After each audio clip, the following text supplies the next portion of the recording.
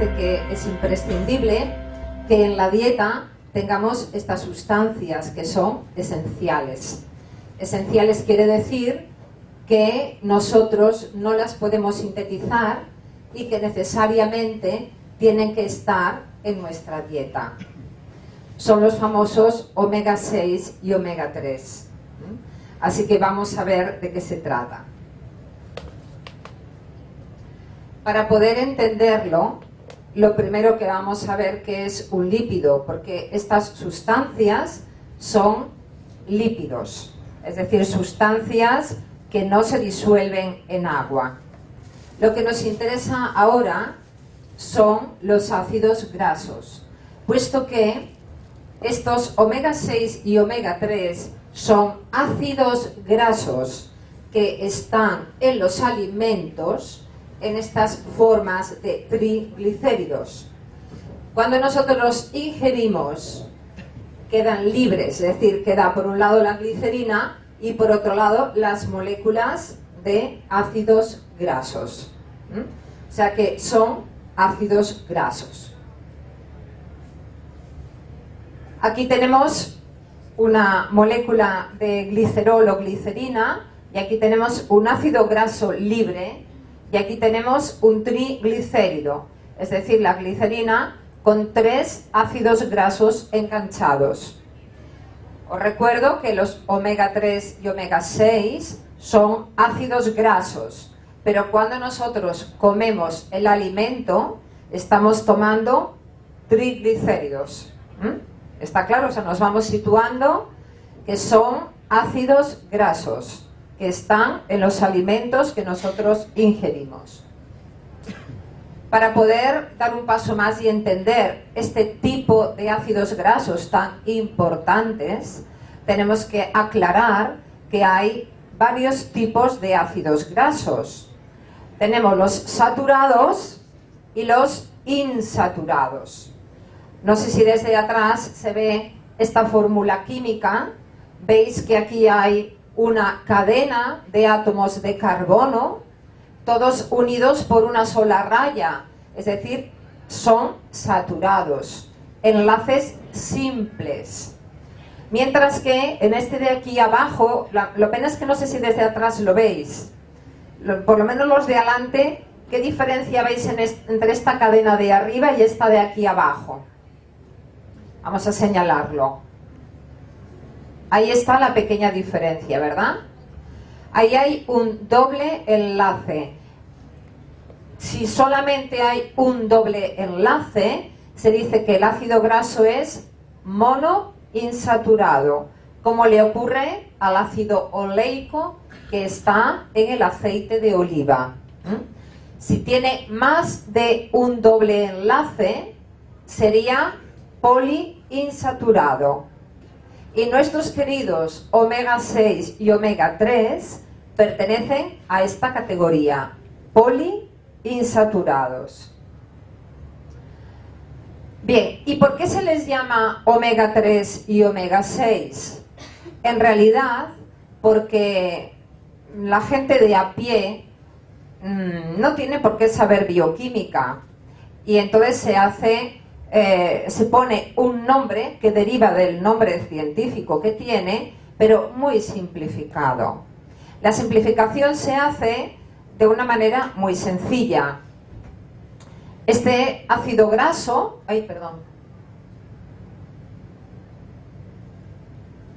este primero que tenéis aquí, veis que tiene 2 dobles enlaces, ¿lo veis?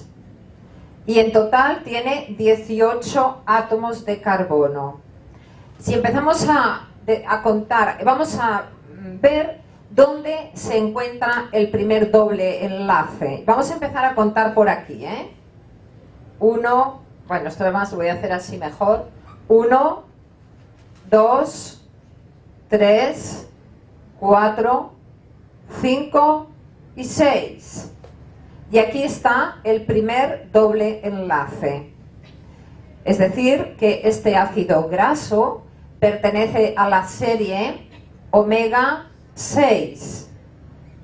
porque el primer doble enlace está en el carbono 6, cuando contamos por este extremo, por la cola que se llama, ¿vale? Bien, y este de aquí abajo, vamos a ver dónde tiene el doble enlace. Vamos a ir contando. 1, 2, 3. Y aquí está el doble enlace. Por lo tanto, este pertenece a la serie omega 3. Los dos ejemplos que estoy poniendo de ácidos grasos son poliinsaturados. Aquí tengo un doble enlace y aquí tengo otro doble enlace. Este tiene dos dobles enlaces. Y este de aquí abajo, 1, 2 y 3, tiene 3 dobles enlaces. Así que ya tengo un ácido graso esencial de la serie omega 6 y otro de la serie omega 3, que son los cabeza de serie, que ahora os explicaré qué quiere decir eso, sobre todo con los alimentos, que es lo que más nos va a importar sacar como conclusión hoy, ¿eh? Eso lo dejo para luego. En primer lugar, quería explicaros por qué se han puesto tan de moda los omega 6 y omega 3 y por qué son tan importantes y por qué no pueden faltar de la dieta y por qué muchos terapeutas recomiendan suplementos de omega 6 y omega 3. Pues los ácidos grasos poliinsaturados, especialmente estos de los que estamos hablando hoy, forman parte de las membranas celulares de todas las células. Y dependiendo del tipo de grasa que tú comas, del tipo de lípidos, del tipo de ácido graso que tú comas, así serán los lípidos que forman la pared de tus células. Es curioso porque todo mundo sabe distinguir muy bien lo que es un cerdo ibérico de bellota de un cerdo criado de cualquier manera con piensos industriales. Se nota mucho, ¿verdad? Y sobre todo lo notamos en la grasa, ¿a que sí? La grasa del jamón ibérico te vuelve loco, ¿no? De buenísima que está. Y es una grasa además que enseguida que le da un poquito de calor parece que se queda más líquida. Bueno, pues si es tan importante para un animal... bueno, ¿y por qué la grasa es tan diferente? Porque claro, uno come bellotas y otro come piensos. Entonces dicen que de lo que se come se cría, aquí también. Entonces para nosotros también es así. Es decir, dependiendo del tipo de lípidos, es decir, de grasas que comamos, nuestras paredes celulares serán de una manera o de otra. Y estos ácidos grasos insaturados de los que estamos hablando ahora van, después de la digestión por supuesto, van a formar parte de las paredes celulares. Hace que estas paredes celulares sean más flexibles y más impermeables. Hace que sea mejor la comunicación intercelular. Por lo tanto, es importantísimo este tipo de grasa para las neuronas. Todas las células de nuestro cuerpo necesitan estos lípidos, pero especialmente las neuronas, que no solamente los necesitan para la propia pared celular, sino para el recubrimiento de las neuronas. Nuestro cerebro necesita mucha cantidad de estos ácidos grasos, especialmente cuando estamos en periodo de crecimiento y durante la gestación, por supuesto. En nuestro cerebro hay mucha cantidad de un tipo de estos ácidos grasos.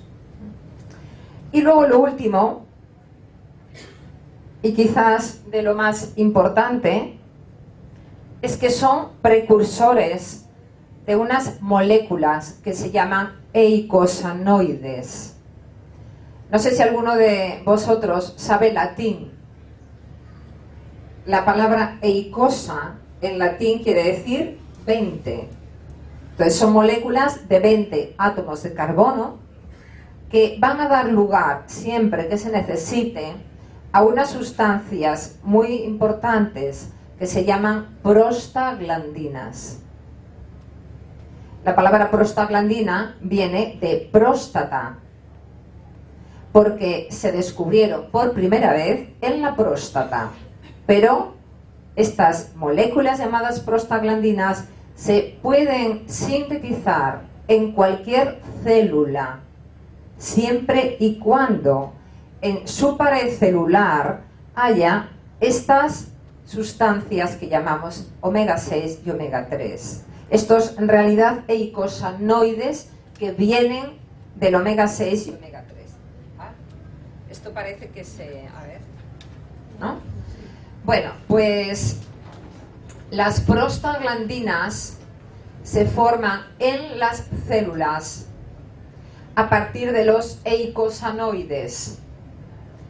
Estos eicosanoides, a su vez, se sintetizan en el hígado a partir de los omega 6 y omega 3. Vamos a ver cómo se hace esta síntesis.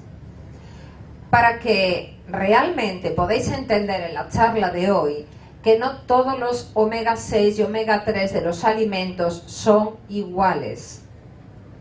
Y para que entendáis que hay veces que es necesario tomar un suplemento dietético. Así que vamos a ver qué ocurre en el hígado. Esos omega 6 y omega 3 que vienen de los alimentos, ahora veremos de qué alimentos, bueno, todavía no lo tengo puesto ahí. Luego saldrá, pero de momento os lo voy adelantando. El omega 6 lo vamos a encontrar en los aceites de semillas, como el aceite de girasol, siempre que sea extraído en frío, pero también lo vamos a encontrar en las semillas de sésamo, en las semillas de calabaza, en casi cualquier semilla y prácticamente en todos los frutos secos. Así que es fácil conseguir en la dieta este ácido graso esencial llamado omega 6, que todavía no nos sirve para la formación de las prostaglandinas. Tiene que sufrir una transformación hasta llegar ahí. Por eso es importante ahora ver cuál es el proceso para realmente ver si lo podemos hacer, si nuestro hígado lo puede hacer, ¿eh? También en el hígado, ese otro ácido graso llamado omega 3 tiene que sufrir una transformación. Este ácido graso omega 3 lo vamos a encontrar en las semillas, pero solo en algunas. Las semillas que más omega 3 tienen son las de lino. Y también otras que se han puesto ahora de moda, que son las semillas de chía. Os suena un poquito, ¿no? Porque hay un marketing que, bueno, no tienen igual que las de lino. O sea, no hace falta irse a las de chía para tener omega 3. En menos cantidad también tenemos también tenemos omega 3 en las semillas de calabaza y un poquito menos en las nueces y en la soja. Hablo de este omega 3 que se llama alfa-linolénico. No hablo todavía del aceite de pescado, porque el aceite de pescado no es linolénico, está más abajo en el proceso metabólico, ¿eh? Así que de momento ya sabemos en qué alimentos podemos encontrar el omega 6 y el omega 3. Un poco como resumen yo diría, sobre todo que si sois vegetarianos puros y no vais a tomar pescado, tomando cada día una mezcla de semillas de sésamo, de girasol, de lino, de calabaza, ya estaría bien, ¿eh? Siempre y cuando lo que voy a decir ahora sea posible hacerlo. Es decir, que vuestro hígado sea capaz de hacerlo. Claro, a veces uno no sabe cómo tiene el hígado, a lo mejor tiene que visitar a algún especialista que te lo diga. Porque los omega 6 y omega 3 de los que estoy hablando ahora todavía no me sirven para formar parte de las paredes celulares y no me sirven todavía para formar las prostaglandinas. ¿Está claro? Por eso lo que yo vengo a aclarar hoy aquí es la diferencia que hay entre esos omega 6 de las semillas y de los frutos secos y los omega 6 de la onagra, la borraja y los aceites de pescado, ¿eh? Bien, o sea que seguimos con el proceso. En el hígado, ese ácido linoleico que se encuentra en las semillas y en los frutos secos se convierte en otro ácido que se llama GLA, ácido gamma linolénico. Y a partir de este se forma otro que se llama diomo gamma linolénico, ¿vale? Que esto seguramente los que trabajáis en herbolarios o tenéis tiendas de dietética os sonará un poquito más porque es el principio activo del aceite de onagra y borraja. Este es el principio activo.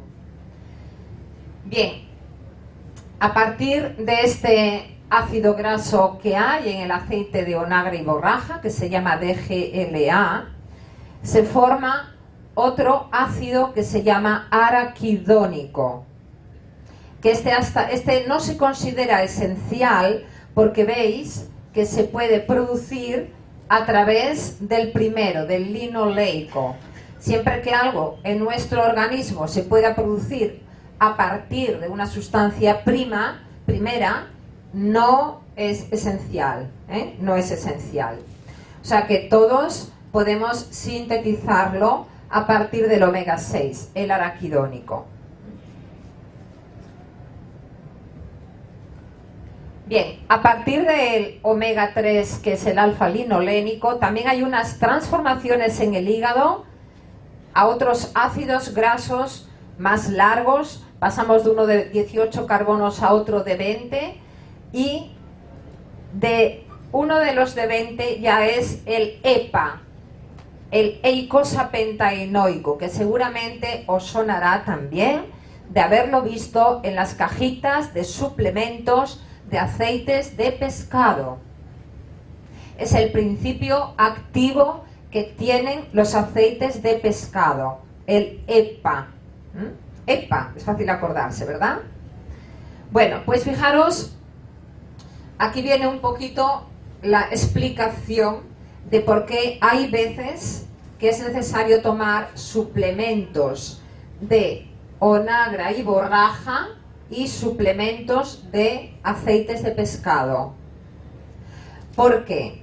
Para que toda esta transformación sea posible, el hígado tiene que estar en buenas condiciones y no puede haber sustancias que impidan esta transformación. Por ejemplo, las grasas saturadas y las grasas hidrogenadas trans impiden esta transformación, tanto esta como esta de aquí. Así que, y simplemente, si una persona tiene el hígado congestionado y no es capaz de hacer todas estas transformaciones, de nada le vale tomar las semillas que os acabo de explicar.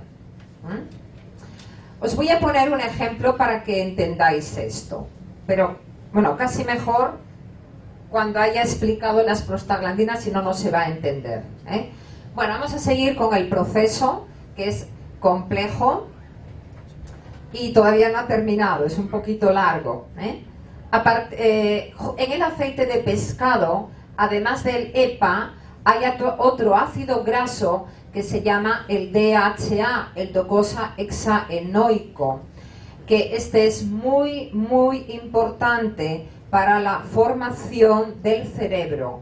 Por eso cuando una mujer está encinta, se le suele recomendar que tome o pescado azul o un suplemento de aceite de pescado, porque tendría suficiente EPA y DHA para la formación del cerebro de su bebé. Bien, estas sustancias que tenemos aquí, el DGLA tiene 20 carbonos, el ácido araquidónico también y el EPA también. Estos se llaman eicosanoides y son los que van a formar parte de las paredes de todas las células. Es decir, una cosa es lo que tú comes y digieres, que serían los ácidos grasos omega 6 y omega 3 presentes en las semillas. Otra cosa es lo que sale del hígado después de haber hecho toda la transformación. Sale del hígado, se va por la sangre y llega a las células y se integra en la pared celular. Eso que se integra en la pared celular son los eicosanoides famosos, que también son omega 6 y omega 3, pero transformados. Es decir, este DGLA también es omega 6, pero transformado. Este EPA también es omega 3, pero transformado. Lo que pasa es que uno bien puede directamente consumir el DGLA de las semillas de onagre y de borraja de un suplemento dietético y también puede consumir el EPA del aceite de pescado.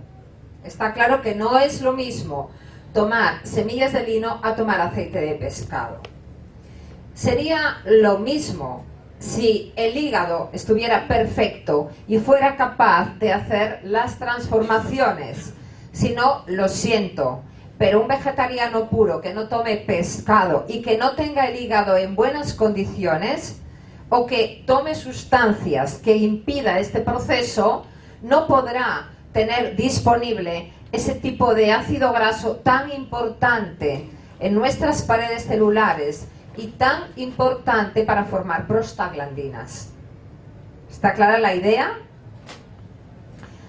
Bien, este ácido araquidónico, que de momento, bueno, lo puse ahí, no hablé mucho de él, es un ácido que se encuentra fundamentalmente en la carne, en las carnes y especialmente en las vísceras y también en los huevos.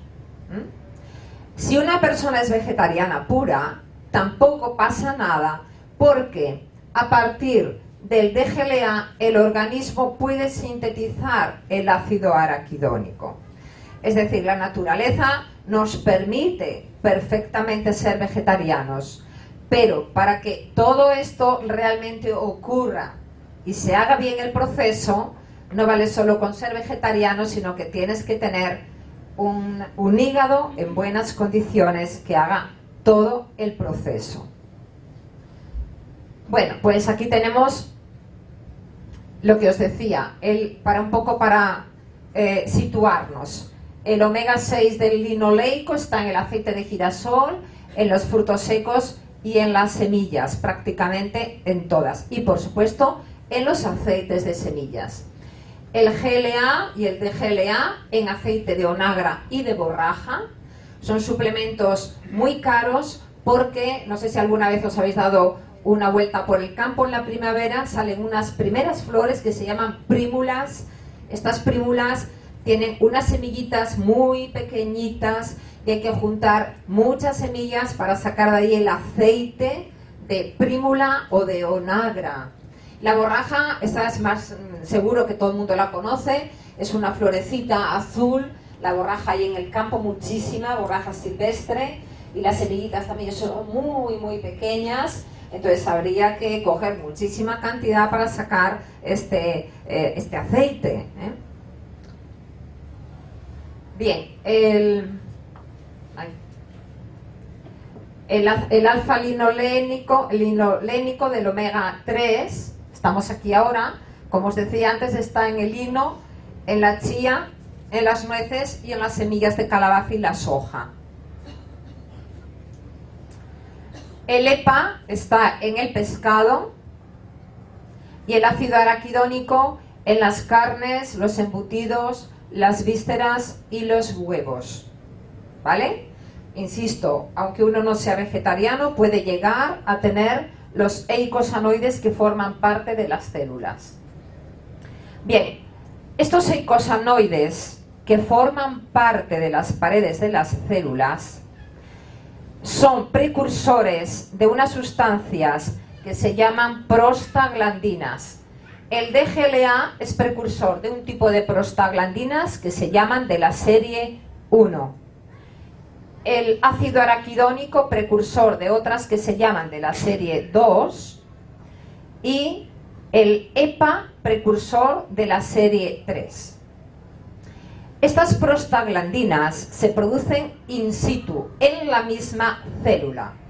Cuando la célula recibe una agresión o recibe un aviso de algún tipo, puede ser químico o mecánico, de su pared sale este eicosanoide precursor que fabrica esas prostaglandinas. Os voy a poner un ejemplo para que entendáis cómo funciona este proceso. Imaginaros que vais por la calle y os torcéis un tobillo y os hacéis un esguince de tobillo. ¿Qué es lo que nos pasa rapidísimamente? Casi antes de que hayamos llegado a casa, ¿qué nos ha pasado? Una gran inflamación justo en la zona de la lesión. Esta inflamación ocurre en ese momento y en ese instante porque esas células del tobillo, de esos tejidos, han visto que hay una lesión y lo que hacen es producir a partir de los eicosanoides, en este caso a partir del araquidónico, a partir del araquidónico se producen las prostaglandinas inflamatorias. ¿Y es malo esto de que se inflame el tobillo, os pregunto? No. Esto es un mecanismo natural que hay que dejar que ocurra. Hay que sufrir un poco de vez en cuando.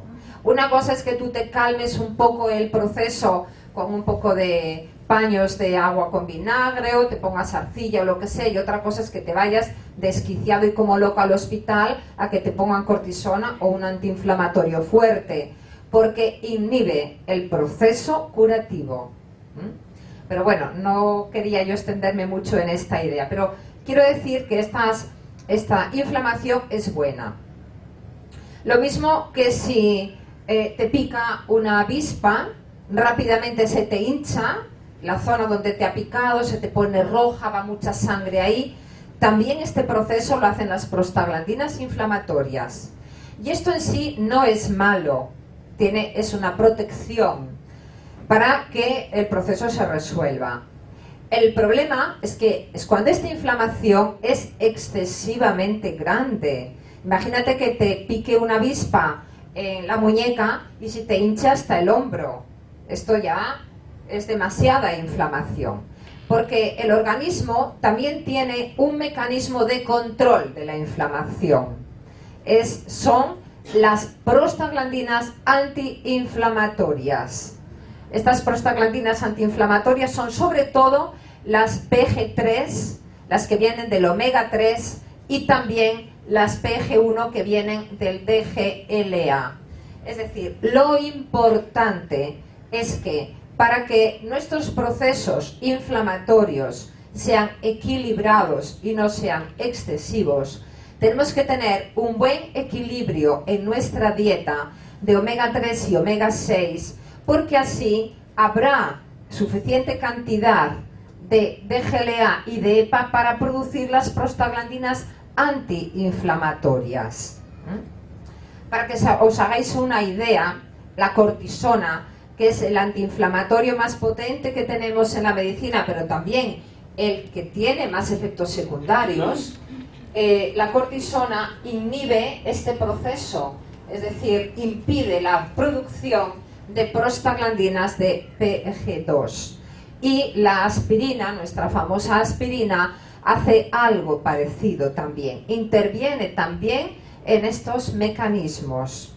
O sea que los potentes antiinflamatorios o menos potentes que tenemos en nuestra farmacopea precisamente intervienen aquí. si nosotros tenemos suficiente cantidad de omega 3, sobre todo, más que de... Este también, la PG1 también es importante, pero sobre todo, si hay suficiente cantidad de omega 3, los mecanismos antiinflamatorios son más potentes y se llevan a cabo mejor. Es decir, la inflamación no se desmadra, que es de lo que se trata, de controlar la inflamación. Estos procesos de transformación, ahora yo doy un poquito más de explicación bioquímica de cómo se lleva a cabo el proceso. El ácido linoleico se tiene que transformar en DGLA y el alfa-linolénico en EPA. Bueno, pues esto se hace en el hígado con ayuda de unas enzimas. Las enzimas son las herramientas. Estas enzimas, unas hacen una desaturación, es decir, generan más dobles enlaces, y otras alargan la cadena, son las elongasas. Fijaros que aquí pasamos de tener 18 carbonos a tener 20. Lo hace una enzima que se llama elongasa. Y son las mismas enzimas para las dos series. Esto es importante saberlo, que son las mismas enzimas. ¿Esto qué quiere decir? Pues que si yo en la dieta tengo mucha cantidad de omega 6 y no tengo omega 3 prácticamente, resulta que mis enzimas se utilizarán sobre todo para donde tenga más materia prima. Es decir, si tomo mucha cantidad de omega 6, casi no podré hacer la transformación del omega 3, porque las herramientas son las mismas. Por eso ya de entrada, cuando hagamos nuestra dieta, tenemos que tomar cantidades equivalentes de omega 6 que de omega 3. Sobre este equilibrio de cantidades se ha hablado mucho, cada vez se dice una cosa diferente. Yo os doy mi opinión, la misma cantidad aproximadamente. Bien, estas son nuestras enzimas, ¿vale? Ahora he quitado todo del fondo y he dejado las enzimas. Sobre todo vamos a fijarnos en la primera, porque es la más sensible. Para que funcione esta enzima, no solamente el hígado tiene que estar en buenas condiciones, sino que todo lo que voy a decir ahora es importante que no esté presente en nuestra dieta o en nuestro tipo de vida. Esta enzima, que es la primera que hace la transformación en el hígado, se bloquea si hay grasas trans y grasas saturadas en la dieta, si bebemos, o sea, con el alcohol, cuando faltan minerales como el zinc, el magnesio, la vitamina B6 o la vitamina B8, si tomamos cortisona o si estamos en periodos de estrés, con el exceso de azúcar, y de hecho los diabéticos tienen problemas para hacer estos pasos. Por eso un diabético a veces no hay más remedio que darle un suplemento de omega 3 y omega 6, de onagra, borraja y pescado. También los procesos infecciosos, esta enzima también se desactiva en los procesos cancerígenos, en el envejecimiento y con las radiaciones. Es decir, hay tantas razones a tener en cuenta que hay veces que cuando uno no quiere hacer un estilo de vida sano y una dieta sana, opta por tomar suplementos. Pero esto no quiere decir que todo el mundo los necesite. ¿Está claro? O sea, es simplemente que sepáis que para que el omega 3 de la comida y el omega 6 sean operativos, necesitamos que estas enzimas actúen. Me refiero al omega 3 del lino, porque del pescado no necesita esto, O sea, si tú tomas pescado, no necesitarías... A ver, lo necesitamos por otras razones, para estar sanos, pero para hacer la formación de prostaglandinas, tomando pescado, todo este proceso lo saltamos, porque ya hemos pasado a un eicosanoide, ¿vale? Bien, ahora en la práctica vamos a ver cuáles serían los mejores alimentos para que no nos falten los omega 6 y omega 3. Bueno, como fuente de omega 6, como os dije, teníamos frutos secos y semillas, y es especialmente alto en omega 6 el aceite de girasol de primera presión en frío. No vale el aceite de girasol normal. Y en cuanto a los pescados, hay omega 3 en los pescados grasientos, lógicamente, pero especialmente en aquellos que son de agua fría, y sobre todo os recomiendo que sean pequeños, que además son los más baratos. Boquerones, sardinas, ¿cómo se llaman? Ahora no me acuerdo. Los jureles, los arenques. Bueno, estos son muy ricos en omega 3. Y también os quería comentar una cosa. El salmón, que es de los que más omega 3 tienen, tengo que deciros que esto es cierto con el salmón auténtico, con el salmón salvaje, pero no es cierto con el salmón de criadero, porque ya sabéis que de lo que se come se cría. Entonces, si un pescado, el salmón, se alimenta con piensos, no creáis que va a tener el mismo omega 3 que un salmón salvaje. Tiene una cantidad muy pequeña, o sea que tendría que ser pues lo de aquí de toda la vida. Y otra cosa muy importante, no vale tomar las sardinas fritas ni churruscadas, no vale, porque justo estos ácidos grasos tan interesantes son muy sensibles, muy sensibles, y en cuanto se eleva la temperatura, por ejemplo en una barbacoa que le da mucho el calor, o friendo el pescado, pues los omega 3 se alteran de tal manera que ya no me sirven. Así que ahí está ahora la habilidad de los cocineros y cocineras, cómo hacer para cocinarlo brevemente y sin que se eleve mucho la temperatura. Claro, yo no os voy a decir hacer unas sardinas hervidas, porque ¿verdad que no atrae nada? No. Bueno, pues una opción, por ejemplo, sería hacer un poquito de cebolla rehogada, bueno, una gotita de aceite, un poquito de ajo y de cebolla rehogada, poner las sardinas y taparlas para que se hagan al vapor de la cebolla. Yo me acuerdo una vez hace mucho tiempo que tuve bueno, tenía muchos invitados, era en una casa de campo, y el menú eran sardinas, ¿no? Pero yo me negaba a freírlas o hacerlas a la barbacoa. Y de repente digo, ¿cómo voy a hacer? Bueno, pues cogí una olla enorme y puse la cebollita, como os digo, luego con laurel, una capa de sardinas, otra capa de cebolla, muy finita, porque la cebolla también se iba a hacer al vapor, otra capa de sardinas, hasta llenar la olla. Y digo yo me santigüé, digo, aquí no sé lo que saldrá, pero salió buenísimo. Un poquito de sal también, claro, salió buenísimo. Y últimamente pues tengo una de esas sartenes maravillosas que además se compran en estas ferias, que no se pega nada, y entonces lo pones a fuego muy bajo la sardina, prácticamente sin aceite, la tapas, pero fuego muy bajo y dejas que se haga, y enseguida está perfecta. Y luego también hay lo del papillot que, bueno, el problema del papillot es que hay veces, si es con papel de aluminio, el aluminio tiene su toxicidad, y ciertos papeles que se utilizan para cocinar también. Ahí yo tampoco os puedo decir mucho porque no conozco bien todos estos papeles especiales para cocinar, que también sería una buena manera. Pero claro, si no se toma así el pescado, los ácidos grasos omega 3 ya no están, ya no sirven. Así que más vale que toméis el suplemento. Y ojo también, cuando compréis el suplemento de omega 3, de aceite de pescado, tenéis que ver que sea extraído en frío, porque si un aceite lo extraen en caliente, tampoco va a tener las mismas propiedades.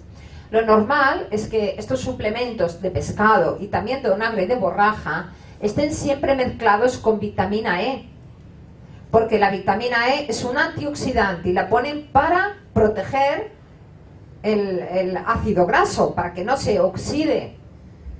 Así que lo mismo nosotros en casa, siempre que manipulemos estos aceites estupendos, pues habría que tener siempre mucho cuidado. Nada de altas temperaturas, porque la alta temperatura siempre me lo va a destruir. ¿Las sardinas en lata, por ejemplo, serían adecuadas? Claro, la sardina en lata depende de cómo hayan hecho el proceso de esterilización. Si ha sido rápido o lento, pero siempre hay un proceso de alta temperatura. Entonces, no sé, depende del fabricante cómo lo haya hecho. Lo mejor es que te lo hagas tú en casa. Bueno, una cosa muy interesante, hablando de transformaciones culinarias, son los boquerones, los seitos, ¿no? No lo llamáis aquí. Los boquerones en vinagre. Esto lo hago muchísimo. Además, mejor el que tú haces, porque tú te pones el vinagre de manzana buenísimo, ecológico, y luego le pones en tu aceite maravilloso.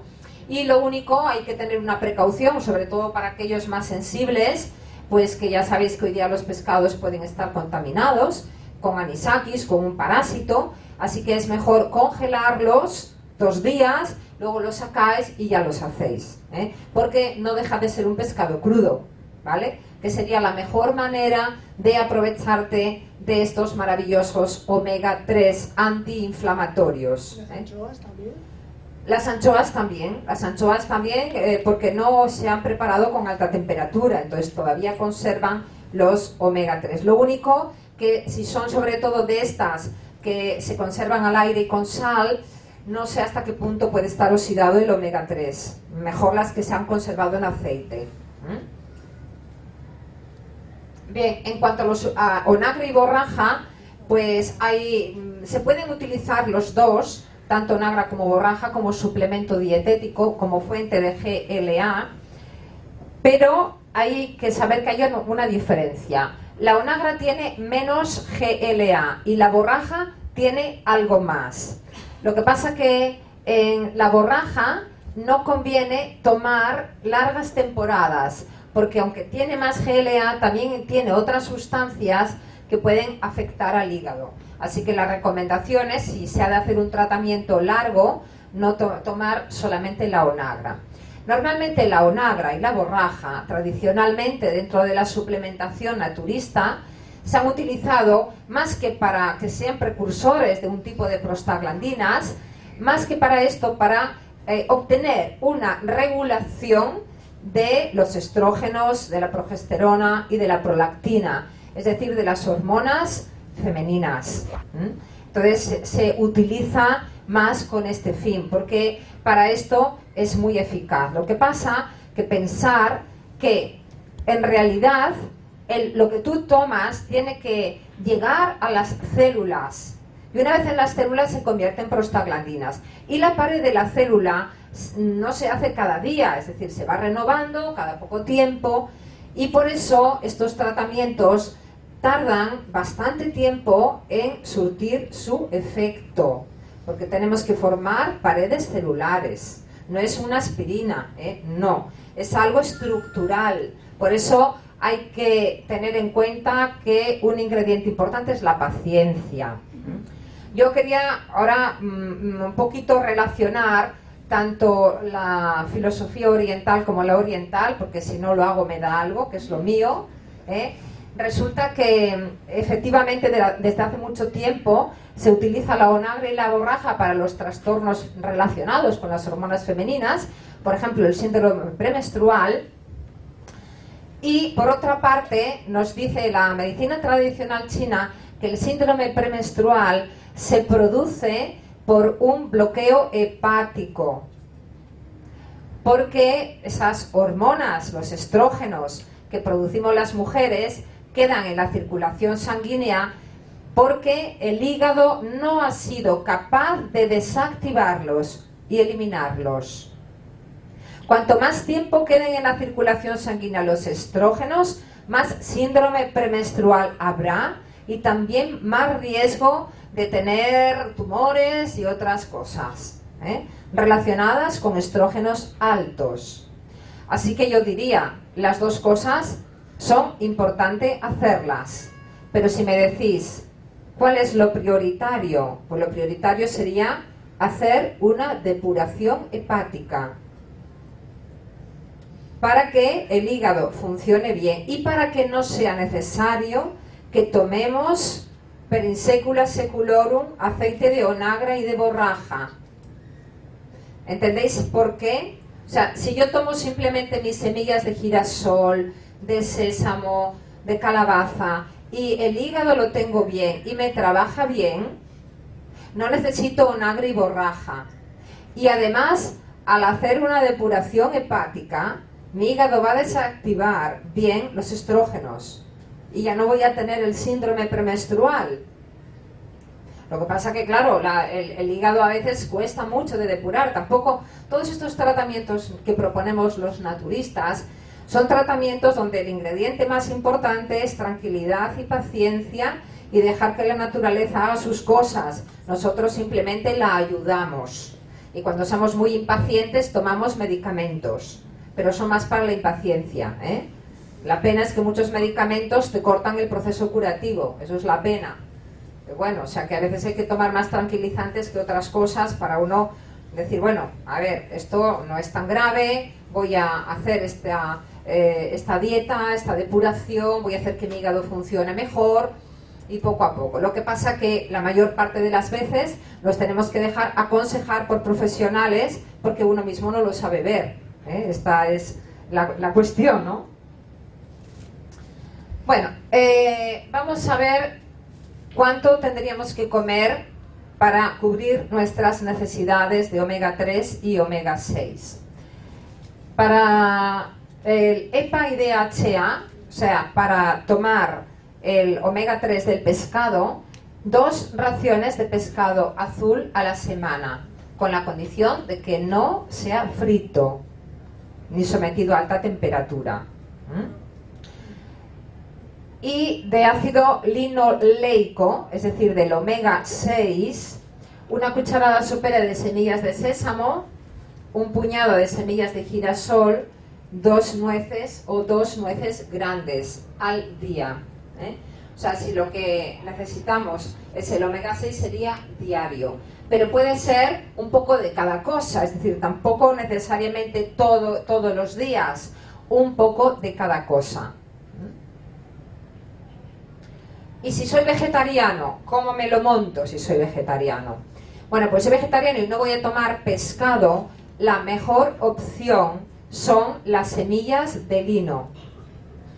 Dentro de las 2 opciones que tenemos, una sería tomar las semillas trituradas o muy masticadas, si no, no vale. O sea, las semillas de lino que se toman para el estreñimiento, lo que os dijo antes, lo que estuvisteis en la charla anterior, que se habló de las semillas de lino para el estreñimiento, estas que se ponen a remojar y luego se tragan, no vale. Tienes que masticarlas mucho o molerlas, mejor molerlas. La otra opción sería el aceite de lino. Ese todavía es más asimilable. Pero el aceite de lino tiene un inconveniente, y es que se oxida con muchísima facilidad. Por esta razón, hay que conservarlo bien tapadito, en nevera, y si no, optar por las perlas de semillas de lino, que ya están estabilizadas con vitamina E y con unas cápsulas para que no se estropeen. Claro, a mí me gusta más el aceite natural, ¿verdad? Pero con el compromiso de que en casa lo cuidemos bien. Y lo mismo digo con las semillas de lino. Las semillas cuando están enteras son muy resistentes, pero en cuanto se muelen ya se oxidan enseguida.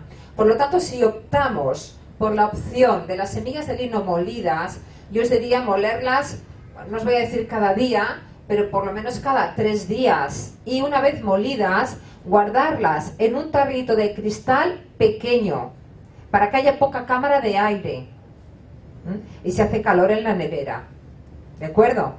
Y de esta manera no se estropeará ese omega 3. ¿El sésamo igual? El sésamo también, por el omega 6 también conviene protegerlo. Pero todavía es más sensible el omega 3 que el omega 6.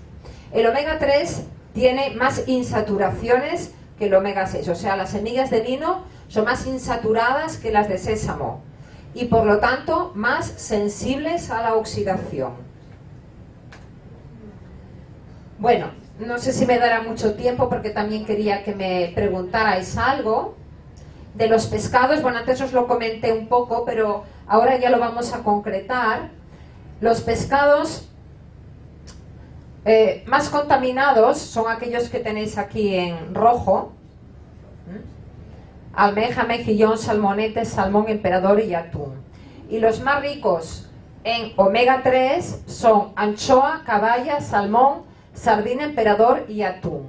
Así que elegimos los que tengan más omega 3 y estén menos contaminados, ¿vale? Por lo tanto son anchoa, caballa, bueno, y sardina, no, a ver, anchoa, caballa y sardina.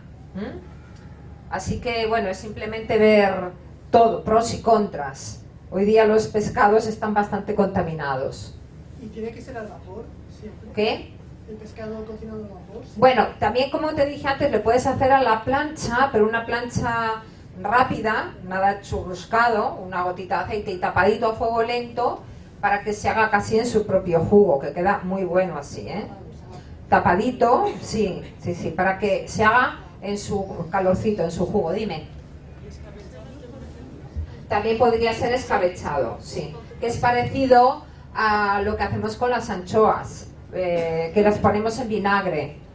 Ahí se conserva bien, ¿eh? Bueno, las aplicaciones terapéuticas, y con esto acabo un poquito ya como resumen, los omega 3, bueno, esto sobre todo es en suplementación, porque en realidad no es necesario para hacer una buena dieta que nosotros estemos tomando a diario suplementos, solamente cuando hay necesidad de ello.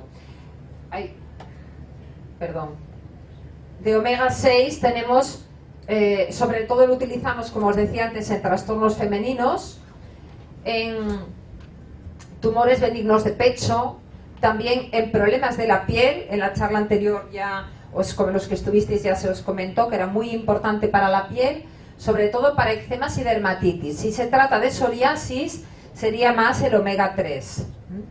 También en alergias y asma alérgico y en la esclerosis múltiple. Y el omega 3 en enfermedades cardiovasculares, enfermedades del sistema nervioso, diabetes e hipertensión.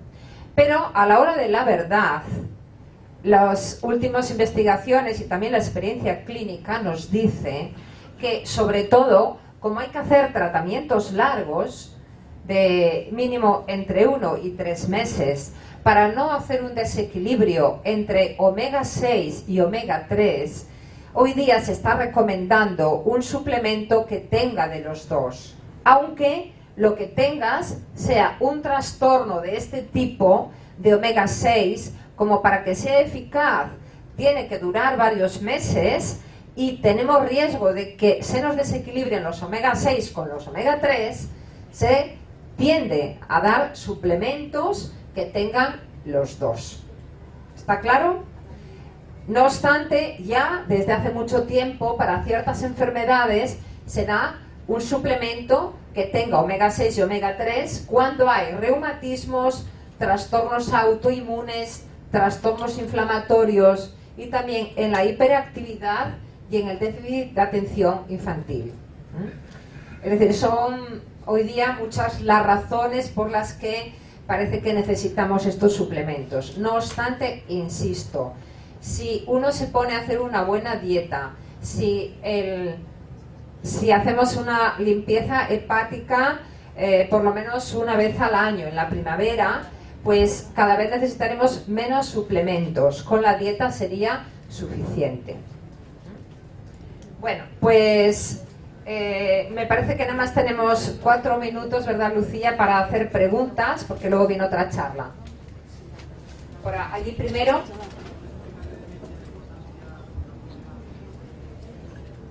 A ver.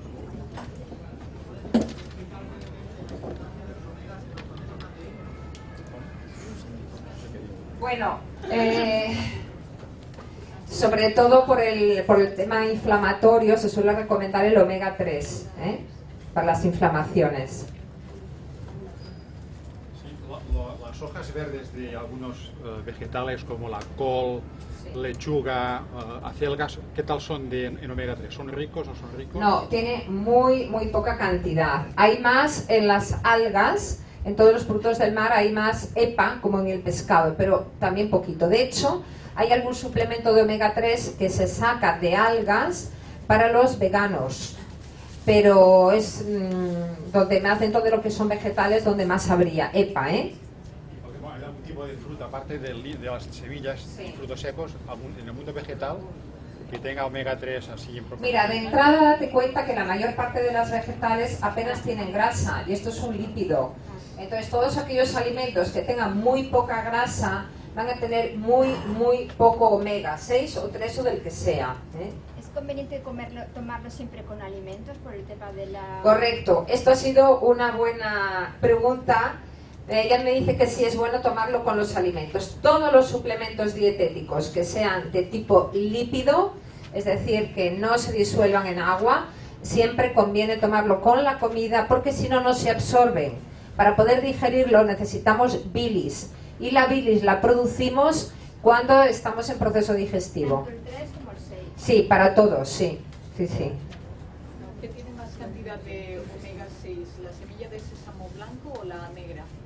Bueno, cantidad semejante, ¿eh? Semejante, por ahí no hay problema. ¿Qué síntomas puede tener una persona para saber que tiene el hígado tóxico? Está saturado, Bueno. por ejemplo? Así más normales de lo cotidiano. Bueno, hay bastantes, por ejemplo, irritabilidad. O sea, ¿tú has tenido alguna vez síndrome premenstrual? ¿O conoces a alguien que lo haya tenido? Mira, por ejemplo, irritabilidad, dolor de cabeza, jaquecas. Las jaquecas están muy relacionadas con la congestión hepática. Alteraciones, mala visión borrosa, sobre todo mala visión nocturna, pero visión a veces, la luz, fotofobia en la luz, ¿sabes? Con la luz. Pero ahí, ¿eh? No necesariamente. ¿Cómo se hace la limpieza hepática? Bueno, me levantaron antes la mano allí, dime. Procesos inflamatorios, por ejemplo, de tipo de lesiones articulares, ¿también serían recomendables estas? Sí, también serán omega 3 y omega 6.